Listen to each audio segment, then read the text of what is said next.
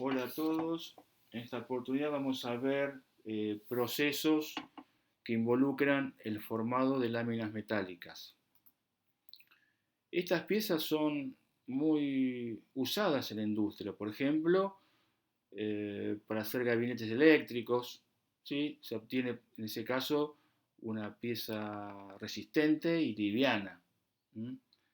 Eh, Generalmente se utiliza acero de bajo contenido de carbono, para que sea mucho más eh, manufacturable, digamos, más sencillo estos procesos que se pueden hacer por diferentes tipos de equipos, desde una plegadora manual, ¿sí?, hasta una plegadora automática, ¿sí? Eh, por ejemplo, balancines, prensas, ¿sí? El cizallado surge a partir de una pieza en bruto que puede venir, es una lámina en bruto que puede venir a través de un rollo, ¿sí?, a través de rollos, o ya cortadas, ¿sí?, cortadas en una determinada medida y se usan como eh, pieza en bruto, justamente. De ahí, a partir de esa pieza en bruto, se fabrican las piezas, ¿sí? Acá estamos viendo un detalle de lo que es un balancín. Acá no se ve balancín, pero digamos, por el tamaño que estamos viendo, puede ser que sea un balancín. Esto es una operación de corte eh, que involucra un punzón redondo, ¿sí? Esto para hacer un agujero, una lámina, ¿sí? La lámina tiene un espesor determinado, en este caso un espesor T, y acá lo que vemos es una luz o holgura, ¿eh? Se llama holgura en realidad esto. La holgura, que es la luz que hay, la diferencia que hay entre, en este caso, el diámetro del punzón y el diámetro del agujero, ¿sí? Acá lo que estamos viendo es cómo se deforma, cómo se va deformando la lámina, ¿eh? Se va acá fracturando a medida que entra el punzón. Se va desprendiendo, ¿no es cierto?, una parte de la otra, se va dividiendo. Acá esto va a caer, al, por ejemplo, al piso del balancín, ¿sí?, y va a quedar entonces la lámina con el agujero. Esta, por supuesto, es la dirección del punzón. Este es un detalle de cómo quedaría la lámina o la chapa, ¿sí? Fíjense que la parte superior queda con un radio acá como si fuera hundida, ¿sí? Y en la parte posterior queda lo que se llama rebaba, ¿sí? Esta rebaba que tiene una altura. ¿Sí? Acá lo que se ve es una superficie brillosa, brillosa, que fue la que entró más en contacto con el punzón, ¿sí? Entonces, en muchas oportunidades, muchos matriceros, gente que se dedica al tema de ajuste mecánico, dice que esta altura de profundidad de brunido, que está brillosa, tiene que tener una altura de la mitad de la chapa, ¿sí? Eh, bueno, este es el espesor de la hoja, y fíjense entonces que queda esta rebaba que es totalmente molesta, que posteriormente, después siempre se elimina, ¿sí? Siempre se elimina esta rebaba. Esto es un detalle de la parte que fue expulsada de la matriz, que originalmente tenía esta forma, pero luego, esto es lo que ustedes verían, si pueden observar o pueden agarrar ese pedacito que ha caído, que fue expulsado de la chapa, tendría esta forma.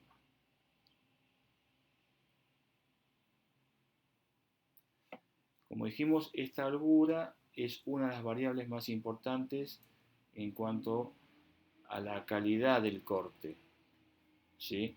También es importante la velocidad con que baja el punzón y si hay lubricación o no, ¿sí? Quizás haya cortes que no haga falta lubricación, pero otros es importante que haya lubricación entre el punzón, la matriz y por supuesto la chapa, ¿no? Esto va a ayudar eh, a la calidad del corte. En caso de que esta holgura aumente, o sea, se diferencia entre, por ejemplo, el diámetro del punzón y el diámetro del agujero sea mayor, la rebaba, por ejemplo, va a aumentar. O sea, la rebaba va a aumentar, o esa altura va a aumentar, si aumenta la holgura. Y en todo caso también para poder mejorar el corte, se aumenta la velocidad del punzón.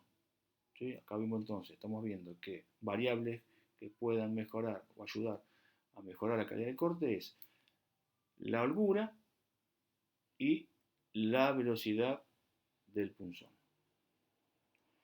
Acá lo que se ve es esta holgura, una holgura C, cómo se deforma la chapa. Aquí, ¿no? Cuando entra el punzón, tiene esta forma, la chapa, ¿sí? Y se va deformando. Pero fíjense acá que la holgura es mayor, la deformación también es mayor. ¿Sí? Entonces, por eso, a menor holgura, la calidad es mayor. ¿Sí? Operaciones de cizallado. Aquí tenemos básicamente dos. Lo que está aquí se llama punzonado y lo que está aquí se llama troquelado. ¿Cuál es la diferencia? ¿Sí?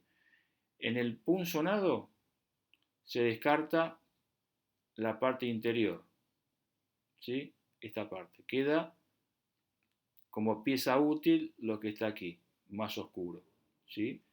Y en el troquelado es al revés. Me interesa la pieza interna y descarto lo externo.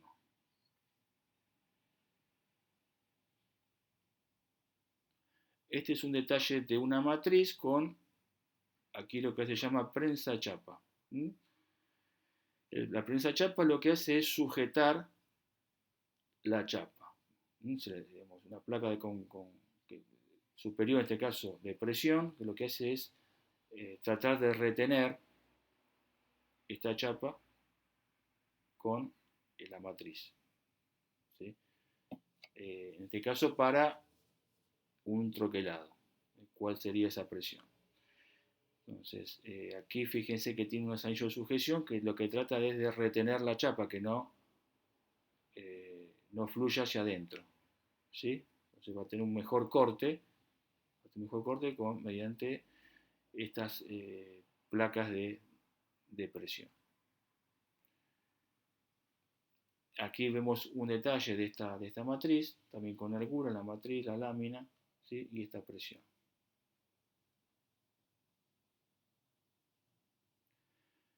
Aquí vemos, por ejemplo, piezas que están, en este caso están separadas con corte láser, ¿sí?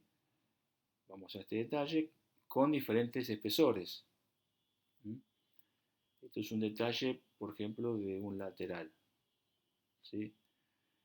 Esto se hacía así antiguamente, ¿no? En las automotrices no había, en Argentina por lo menos, no había tantas empresas que pudieran tener una prensa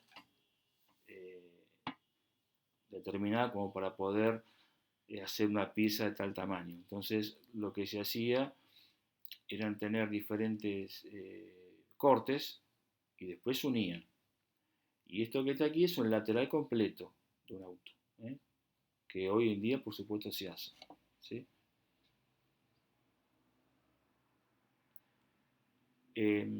Bueno, volviendo con el tema de la holgura, también es función del tipo de material, la dureza que tenga el material, por supuesto, y el espesor. Por ejemplo, las holguras para materiales suaves son menores que para materiales duros, ¿sí? A igual espesor de la placa, si el material es más suave que otro, bueno, la holgura va a ser menor. Ahora bien, otra característica es que cuando el espesor de esa lámina es mayor, o sea, más gruesa, más alta la lámina, la holgura debe ser mayor, ¿sí? Generalmente esta holgura puede estar entre el 2% y el 8% del espesor, ¿sí? Y bueno, acá repetimos lo mismo, que es cuanto menor es esta holgura, mejor va a resultar la calidad de corte. Aquí, por ejemplo, tenemos un punzón con doble función. Aquí tenemos estoilla cizallada, ¿sí? Que se le puede dar un golpe aquí para que, digamos, un punzón, ¿sí? O sea, esto ya fue cortado de antes, ¿no es cierto? O sea, está cizallada. Entonces, para poder corregir esta irregularidad, se le pasa otro punzón, ¿sí? Para poder tener esta hoja más derecha, más plana. Ahora bien, también se puede hacer un punzón que tenga doble función, o sea, primero baja esta punta y atrás esta punta. Entonces, con un solo golpe obtengo lo mismo que esto, pero que eran dos golpes, ¿sí? Entonces, también se puede hacer un punzón con esta forma, que directamente me deje en un solo golpe la hoja ya terminada. Esto es un detalle también de una matriz, ¿sí? Con la cinta o la tira, ¿sí? Bueno, que aquí está. Acá esto es un eyector de la pieza, justamente para que no se quede trabada, ¿sí? Este es el antes y el después. Aquí en el después cae, por ejemplo, esta partecita, ¿sí?